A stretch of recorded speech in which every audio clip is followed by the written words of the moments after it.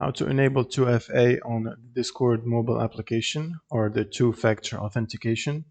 So first you will need to open up the Discord application and sign into your account. Then click on your profile logo on the bottom right and then click on the settings icon on the top right. Now you want to go to account and then scroll all the way down, and in here you should be able to see enable authenticator app.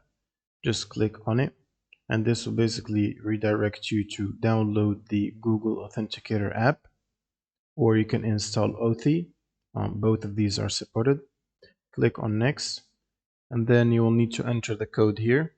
So once you've installed an authenticator app from the Google Play Store or the Apple Store, such as the Authenticator app, Twilio Authy Authenticator, or the Google Authenticator app, you will need to open up the app. Now in the Authenticator app, you will need to enter the code from Discord. So if you press the plus button or add, you should have the option to scan a QR code or enter the code manually. In this case, you want to enter the code manually. So you want to go back to Discord and just copy the code given to us, which is this code right here. Press the copy button at the bottom there and then press next. Now you will need to paste the code you've copied in the application, which is right here. Enter code manually. And then you'll need to paste the key here in the key box. And you can give it a name. So for example, Discord, like this. And you can also type Discord here and then press save. And you should have your code right here, which you will need to enter in Discord to confirm that.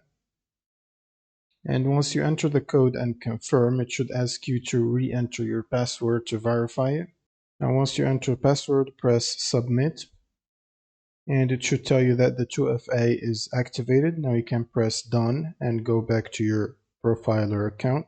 And you should be able to see that the 2FA is set up, and you can see the option to remove it here or view backup codes if you want.